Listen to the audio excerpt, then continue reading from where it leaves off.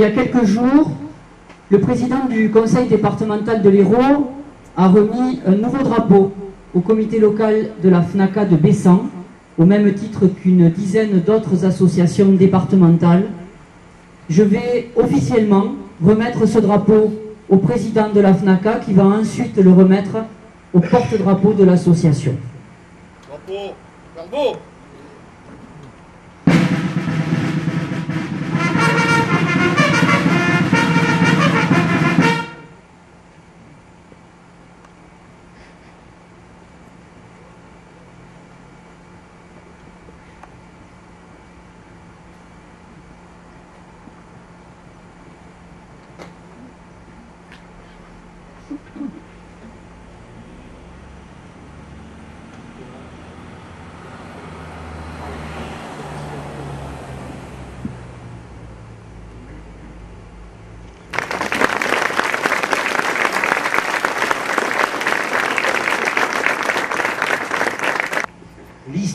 Liste officielle des morts pour la France.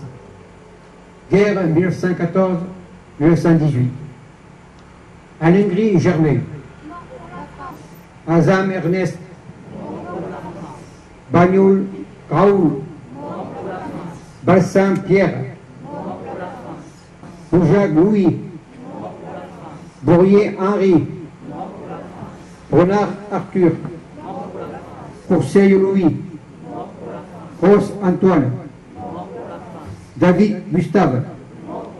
Delbox Émile. Delbox François. Eraille Faustin. Jeanne Antoine. Julien Antoine. Julien Henri. Lagarde François. Lagrifoul Laurent. Lautier Louis. Lautré Charles. Letard Georges. Michel Élisée. Martin Joseph. Martin Louis Félix. Milo Félix. Michael Joseph. Miranda Vincent. Molès Charles. Paquet Raoul. Perrier Georges. Perussel Armand. Petit Henri. Peyre Raoul. Fonsi Paul. Huech Joseph. Rascol Joseph. Casimir. Rascol Joseph Henri. Record Étienne. Record Louis. Redon Henri. Guerre 1939-1945. Diro André. Michael Charles. Michael Ernest. Petit Henri. Gilles Gaston. Sagnier Louis. Tornero Louis. Tavès Henri Robert. Victime des bombardements et de l'occupation allemande. Robert Louis. Sodo Maurice. Mort des suites de captivité. Le jour Hélène. Mort au service commandé. Comilly Ferry. Guerre d'Indochine. Johanna Pascal. Navarro Joseph. Guerre d'Algérie. Estornette Léonce. À partir de cette année s'ajoutera chaque année les morts des militaires français en service commandé suite à une décision du gouvernement et du Parlement. 3 militaires sont décédés. Adjudant Émilien Mougin, 1er régiment de Faïs, mort pour la France au Mali le 21 février 2018. Mort pour la France. Maréchal des logis Timothée Dernancourt, 1er régiment des Spahis, mort pour la France au Mali le 21 février 2018. Mort pour la France. Et le caporal Boguts Bochliski, 2e régiment étranger d'infanterie, mort pour la France en Irak le 21 mars 2018. Pour le message de la FNACA et de l'UFAC, j'appelle M. Henri Bourrier. Message de l'UFAC pour le 11 novembre 2018. Aujourd'hui, la France commémore le 100e anniversaire de l'armistice du 11 novembre 1918. Il n'est pas une ville, il n'est pas un village de France, une garde gravée dans la pierre d'un monument ou dans la mémoire des hommes le souvenir de l'héroïsme d'une jeunesse terriblement éprouvée et décimée par 52 mois de combats meurtriers. Souvenons-nous des paroles de Georges Clemenceau, président du Conseil, annonçant l'armistice ce 11 novembre 1918 à la Chambre des députés. Honneur à nos grands morts, ils nous ont fait cette victoire. Par eux, nous pouvons dire qu'avant tout armistice, la France a été libérée par la puissance des armes. La guerre est finie, reste à gagner la paix. Nous ne pouvons oublier le courage et l'abnégation de nos valeureux aînés tombés au champ d'honneur. Toutes ces générations venues du monde entier, qu'elles fussent européennes, africaines, américaines, asiatiques ou océaniennes, se sont battues pour un idéal de paix, de liberté et de fraternité. De cette première guerre mondiale qui a causé des millions de victimes, ne résonne plus aujourd'hui que le rappel de l'indicible souffrance endurée par l'ensemble des belligérants et leurs familles. Une souffrance faite de cauchemars, de privations, de souffrances et de deuil. Unissons dans le souvenir tous ces soldats de métropole, d'Afrique, d'outre-mer et des pays alliés qui ont également versé leur sang pour la France, une France qui sortira terriblement meurtrie de cette guerre. 1 400 000 morts, 740 000 invalides, 3 millions de blessés, des centaines de milliers de veuves et d'orphelins. En ce jour de commémoration, l'Union française des associations de combattants et de victimes de guerre, UFAC, en appelle à la conscience et à la mémoire de chacun, afin que l'acceptation du sacrifice suprême et l'espérance qui habitait toutes ces victimes inspirent nos actions en faveur de la paix, de la solidarité et de la fraternité. Vive la République, vive la France!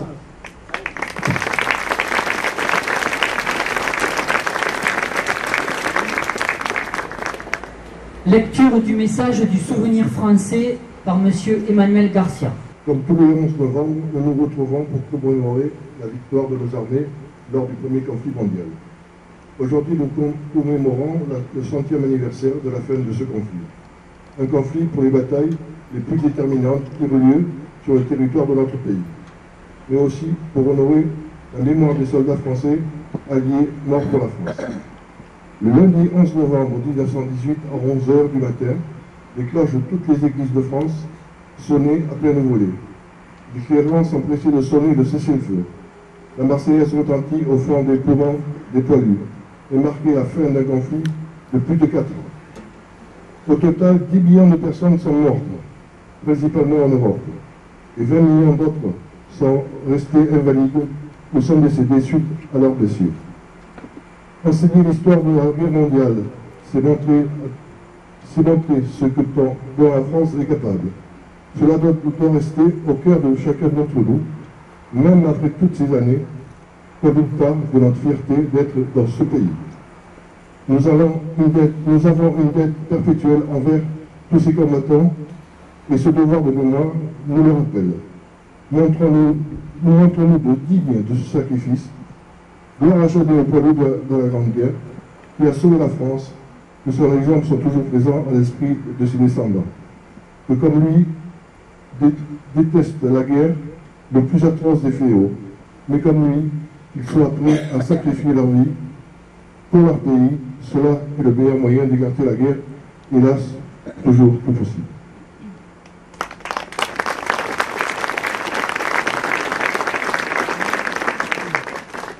Lecture du message de l'UNEC par M. Claude Mercouris. Le 11 novembre 1918, à 11 h, les clairons sonnent le cessez-le-feu sur la ligne de front. Dans toutes les villes, dans tous les villages, les cloches sonnent à la volée, comme elles n'ont jamais sonné auparavant. Les combattants et les civils saluent une victoire très chèrement acquise par notre patrie. 1 400 000 militaires morts, autant d'invalides gravement handicapés et 10 départements dévastés.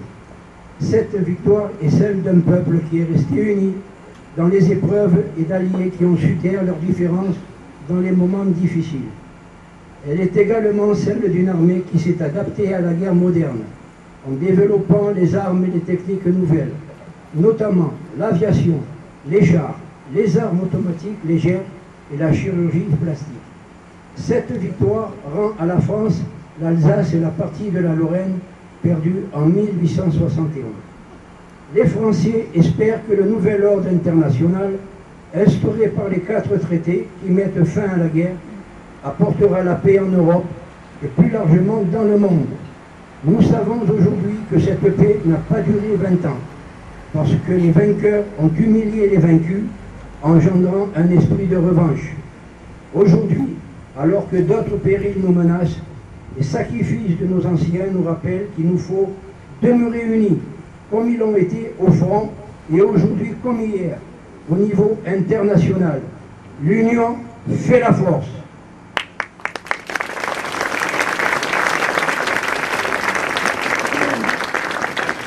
Le message d'Emmanuel Macron, président de la République, va être lu par Rony Despature, conseiller municipal en charge du centenaire et des événements pour ce centenaire 14-18. Un siècle. Un siècle que l'armistice du 11 novembre 1918 est venu mettre un terme au combat fratricide de la Première Guerre mondiale. À cet affrontement interminable, nation contre nation, peuple contre peuple, avec ses tranchées pleines de boue, de sang et de larmes, ces orages de feu et d'acier qui grondaient par tous les temps et déchiraient les ciels les plus calmes, ces champs de bataille éventrés et la mort omniprésente. Le 11 novembre 1918, un grand soupir de soulagement traverse la France. Depuis Compiègne, où l'armistice a été signé à l'aube, il se propage jusqu'au champ de bataille. Enfin, après 4 interminables années de bruit et de fureur, de nuit et de terreur, les armes se taisent sur le front occidental. Enfin, le vacarme funeste des canons laisse place à la clameur allègre qui s'élève de volées de cloches en sonnerie de clairons, d'esplanades de grandes villes en places de villages. Partout, on célèbre alors avec fierté la victoire de la France et de ses alliés. Nos poilus ne se sont pas battus pour rien. Ils ne sont pas morts en vain. La patrie est sauvée, la paix, enfin, va revenir. Mais partout aussi, on constate le gâchis et on éprouve d'autant plus le deuil. Là, un fils pleure son père. Ici, un père pleure son fils. Là, comme ailleurs, une veuve pleure son mari. Et partout, on voit défiler des cortèges de mutilés et de gueules cassées. Françaises, Français, dans chacune de nos villes et dans chacun de nos villages, Françaises et Français de toute génération et de tout horizon, nous voilà rassemblés en ce 11 novembre, pour commémorer la victoire, mais aussi pour célébrer la paix. Nous sommes réunis dans nos communes, devant nos monuments aux morts, pour rendre hommage et dire notre reconnaissance à tous ceux qui nous ont défendus hier, mais aussi à ceux qui nous défendent aujourd'hui jusqu'au sacrifice de leur vie. Nous nous souvenons de nos poilus, morts pour la France, de nos civils, dont beaucoup ont aussi perdu la vie, de nos soldats, marqués à jamais dans leur chair et dans leur esprit, de nos villages détruits et nos villes dévastées. Nous nous souvenons aussi de la souffrance et de l'honneur de tous ceux qui ont quitté leur terre et sont venus d'Afrique, du Pacifique et d'Amérique, sur ce sol de France qu'ils n'avaient jamais vu et qu'ils ont pourtant vaillamment défendu. Nous nous souvenons de la souffrance et de l'honneur des 10 millions de combattants, tous les pays, qui ont été envoyés dans ces combats terribles. Françaises, Français, nous sommes aussi unis en ce jour dans la conscience de notre histoire et dans le refus de sa répétition. Car le ciel qui nous sépare, les terribles sacrifices des femmes et des hommes de 14-18, nous a appris la grande précarité de la paix. Nous savons avec quelle force les nationalismes, les totalitarismes peuvent emporter les démocraties et mettre en péril l'idée même de civilisation. Nous savons avec quelle célérité l'ordre multilatéral peut soudain s'écrouler. Nous savons que l'Europe unie, forgée autour de la réconciliation de la France et de l'Allemagne, est un bien plus fragile que jamais. Vigilance, tel est le sentiment que doit nous inspirer le souvenir de l'effroyable hécatombe de la Grande Guerre. Ainsi, serions-nous dignes de la mémoire de celles et ceux qui, il y a un siècle, sont tombés. Ainsi, serons-nous dignes du sacrifice de celles et de ceux qui aujourd'hui font que nous nous tenons là, unis, en peuple libre. Vive l'Europe en paix, vive la République et vive la France.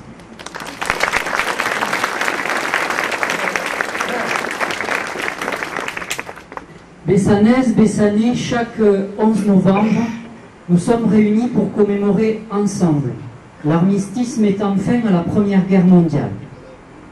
Cette année est toute particulière. 1918, 2018, 100 ans déjà. 100 ans que des peuples aux quatre coins du globe furent plongés dans une guerre d'une violence inouïe qui décima près de 10 millions de personnes dans le monde. L'Europe entière fut bouleversée et durement frappée. En France, plus d'un million et demi de vies humaines sont à déplorer, avec près de 3 millions de blessés, de mutilés, de gueules cassées. Chaque commune, chaque famille a payé un lourd tribut à cette guerre folle qui ravagea une génération entière et meurtrit autant les chairs que les esprits. Notre mémoire collective restera à tout jamais marquée par cette hécatombe. Entretenir le souvenir est d'autant plus important aujourd'hui qu'il n'existe plus de témoins ni d'acteurs directs de ce conflit. Votre présence nombreuse, aux côtés des associations d'anciens combattants, assure la préservation de cette mémoire. Notre rassemblement de ce soir, réunissant toutes les générations, rend hommage aux combattants qui se sont sacrifiés pour notre pays, pour notre commune. À l'écoute des noms inscrits sur notre monument aux morts, nous avons une pensée émue et reconnaissante pour ces Bessanais, nos aînés, tombés pour notre liberté. En cet instant solennel, nous retissons tous ensemble le lien entre la grande histoire et notre histoire locale. Car derrière chaque nom inscrit, il y a un être, une vie, une famille. Depuis quelques mois, Bessan vit au rythme des événements locaux pour dignement commémorer ce centenaire. Et je souhaite profiter de ce moment pour féliciter chaleureusement toutes celles et tous ceux qui s'y sont associés, associations ou particuliers, autour d'initiatives collectives regroupées par Ronnie Despature, que je remercie également au nom de tous. Je pense aussi aux actions et réflexions engagées par les établissements scolaires et tiens à saluer l'investissement formidable des écoliers, des collégiens et de leurs enseignants. Nous les entendrons tout à l'heure lire des écrits émouvants de Poilu lors d'une halte mémorielle au monument du souvenir devant la réplique d'une tranchée de l'époque. Car à Bessan, nous possédons deux monuments en hommage aux morts de toutes les guerres.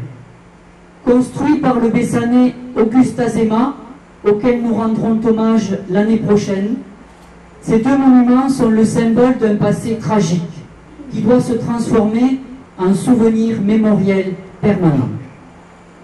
En ces temps où l'action devient le maître mot de nos sociétés, souvenons-nous que le chemin de la paix a été long et sinueux. On a longtemps pensé que cette guerre serait la der des der, mais 20 ans plus tard, l'Europe a subi l'horreur absolue d'un second conflit mondial. Prendre le temps est nécessaire et redoubler d'efforts indispensables pour préserver la paix et étouffer tous les ferments de division, l'indifférence, l'intolérance, le racisme, l'individualisme et le repli sur soi. En ces temps de crise économique où beaucoup de nos concitoyens sont en perte de repères, il nous faut plus que jamais travailler à l'union des peuples et des individus pour construire un espace de paix, de prospérité et de solidarité qui ont tant manqué à nos aînés.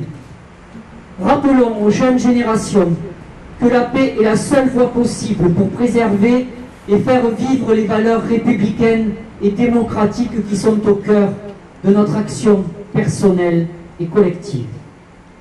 Je souhaite donc vous remercier. Merci aux élus et aux personnalités d'être présentes à nos côtés et en particulier Monsieur le député Christophe Euzet. Merci aux responsables de toutes les associations patriotiques, aux porte-drapeaux, à leurs bénévoles. Vous portez inlassablement ce souvenir mémoriel au fil du temps. Malgré vos différentes sensibilités, sachez rester unis car vous êtes indispensables dans ces missions. Merci à la jeunesse d'être présente aujourd'hui en espérant votre fidélité lors de toutes les cérémonies pour continuer à perpétuer ce devoir de mémoire.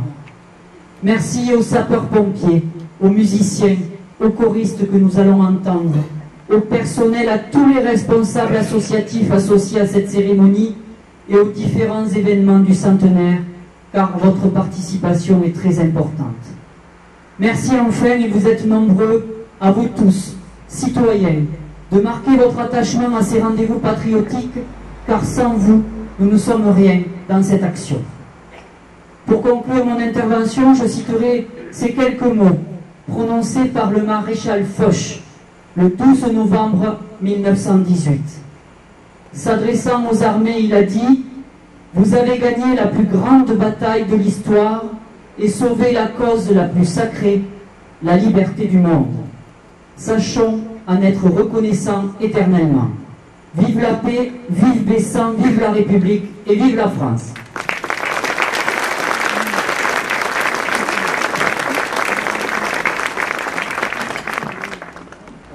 Enfants de la patrie, le jour de gloire est arrivé.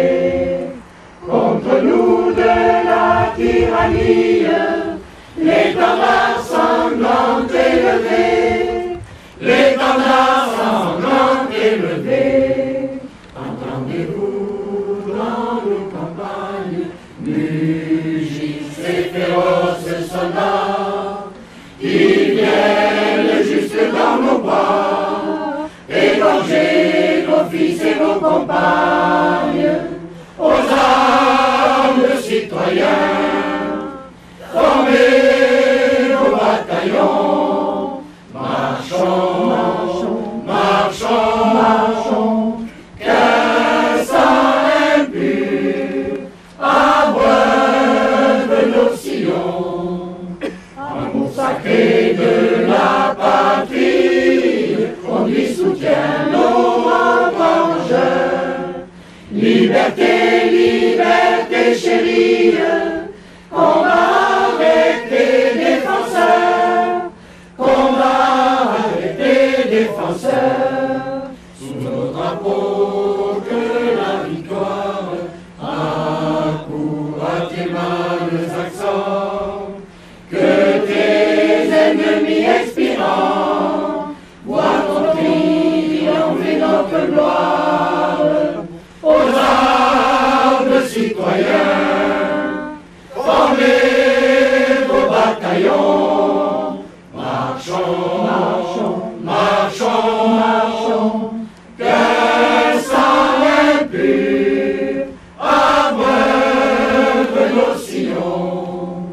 Nous entrerons dans la carrière quand nos ennemis ne seront plus. Nous y trouverons leur poussière et la trace de leur vertu, et la trace de leur vertu. Bien moins jaloux de leur survivre que de partager leur cercueil. Nous aurons les sublimes au cœur de les manger ou de les suivre. Aux armes citoyens, formez vos bataillons. Marchons, marchons, marchons, marchons, qu'un sang impur abreuve nos sillons. De la patrie, le jour de gloire est arrivé. Contre nous de la tyrannie, l'étendard sanglant élevé, l'étendard sanglant élevé.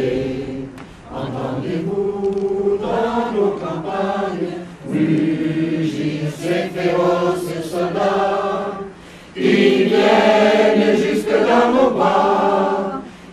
ranger nos fils et nos compagnes aux armes de citoyens, formés